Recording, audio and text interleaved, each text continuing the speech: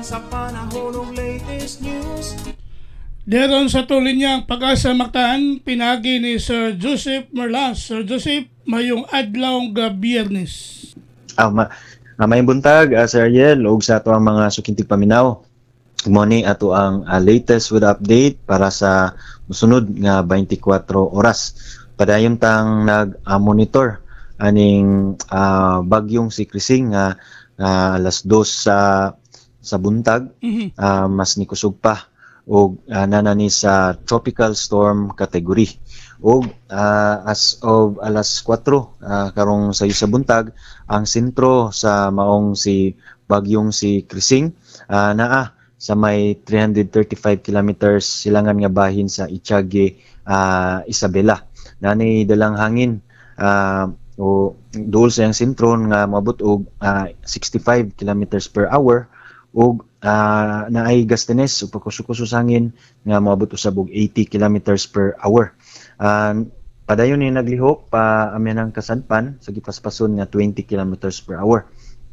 The next 12 hours, posible ang lokasyon na nasa may 185 kilometers silangan nga bahin sa Apari, Cagayan ug sa may in the next 24 hours nanani sa may coastal waters o kabaybayunan sa Calayan Island sa may Cagayan area. Ug sa to ang forecast ani nasgutan nga bagyo in the next 12 hours padayon na maglihok no pa sa direksyon nga paamihan ng kasadpan ug posibleng ang landfall scenario na to ani is diha sa may mainland Cagayan o diha sa may Babuyan Islands. Posibleng mo landfall ni unyang hapon o unyang gabi. Unya paghuman tadlason niya i-traverse niya ning kadagatan sa may extreme northern Luzon ug makagawas sa ato ang PR ugma sa hapon. Ug sa limbahin kining habagat o southwest monsoon may padayong nakaapekto diri sa western section sa central ug southern Luzon. Ingon man kasadpan nga bahin ug central nga bahin diri sa Visayas apil na sa Mindanao. Mong karong adlawng Biyernes makasinati gapunta aning madag-umon nga kalangitan dili tungod sa tropical storm Krising batungod aning pagkusog sa hanging habagat o southwest monsoon. Mong nagtaas nga pundong tsansa ni mga katag-katag na mga pagulan inubdan sa mga pagpanugdog ug kilat. Mong nagipuning hulga aning pagbaha ug pagdahili sa yuta. Ug karong mga orasa natay mga nasinati na mga pagulan diri sa Central Visayas ning hinay ngadto sa kasarangan ng mga pagulan so far diri sa Central ug Northern Cebu area. Apan medyo kusog ding diri sa may southern Cebu. Andun na mga moderate to heavy rains nga nasinati apil na diha sa may Negros Island region. So kagabi pa ni o kagahapon pa nagsinatig mga pagulan mong nakaisa atong mga heavy color coded na mga warning. Naay red warning diri sa may portion sa Negros Island region ug natay yellow warning diri sa may habagatan nga bahin sa Subo. So continuous monitoring ta sa atong mga issuances nga atong gipost sa atong social media accounts.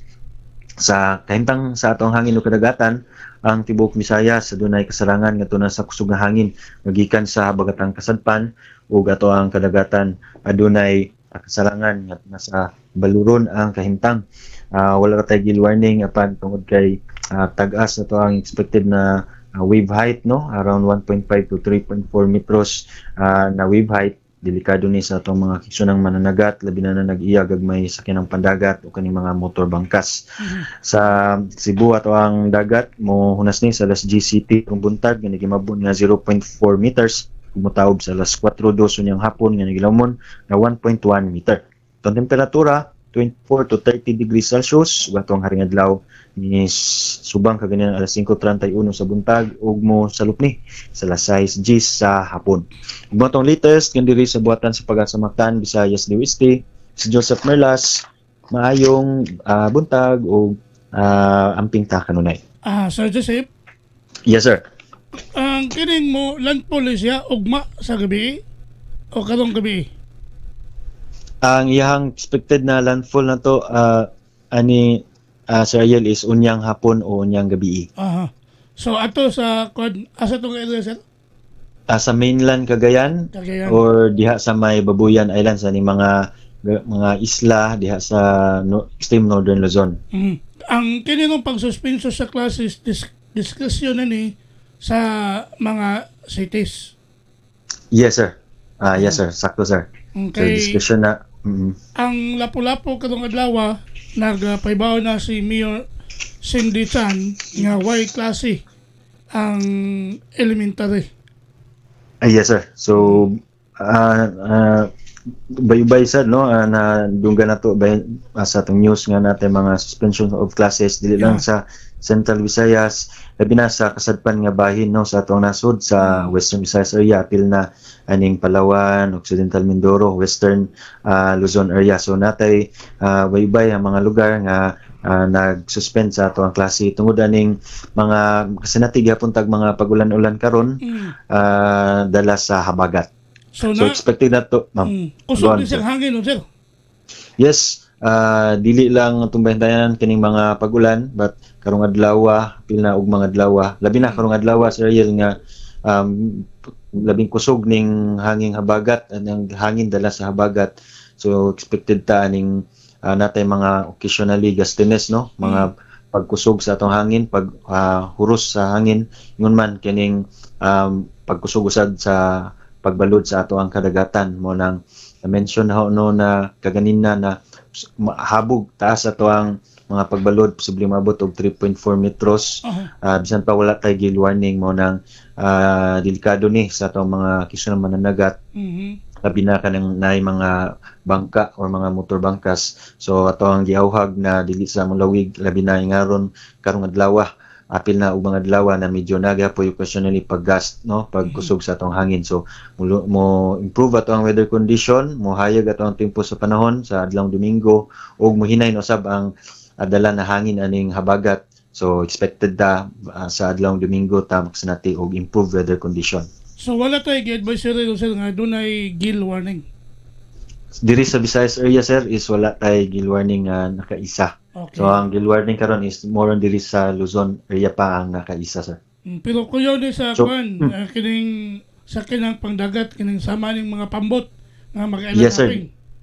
Yes sir, delikado no? Delikado ni sa mga pump boat, sa mga motor bangkas, mga naikatig. So delikado ni sa mga Island island hopping sir. So yes sir. So delikado ni labi na tong na-mention na inganing tag-asa na balod, dili ni siya makasugakod ug inganing mga pagbalod sa kadagatan. Bisa pag tuwa dito sa layo pero kita di sa within Metro Cebu paglikay lalagyan, di ba?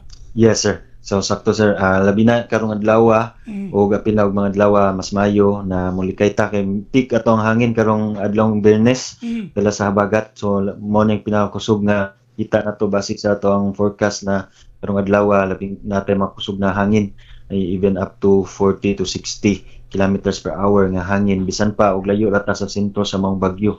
Ba tungod kay higop ni sa hanging habagat mo nang dili lang mga pagulan-ulan atong bantayanan karon apil na kining dala niya na hangin. Di ba sa sunod buwan sir ting habagat man? Di ba ting habagat man? Yes sir. Actually nagsugod na ato ang habagat no. Na-deklara itong June pa. So karon is dominant weather system na to si Ariel in the next month gihapon posible makaapekto gihapon nato. So salamat mo Sir Joseph sa atong panahon sa mga pamukaw nga happy weekend sa Pag-asa Mactan. Sa Penosab si Ariel, happy weekend og stay updated ta sa atong mga gipagawas na mga advisories ug mga weather bulletin. Okay. Salamat Sir Joseph, yung may butang sa Pag-asa. Welcome. Okay, good morning. Inyo gadabati ang ato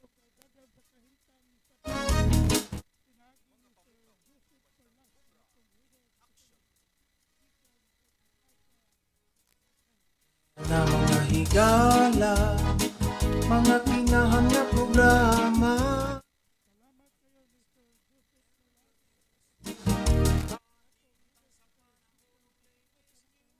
Balik-balikan sa television.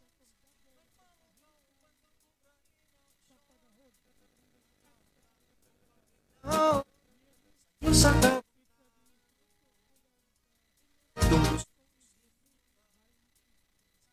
Si makat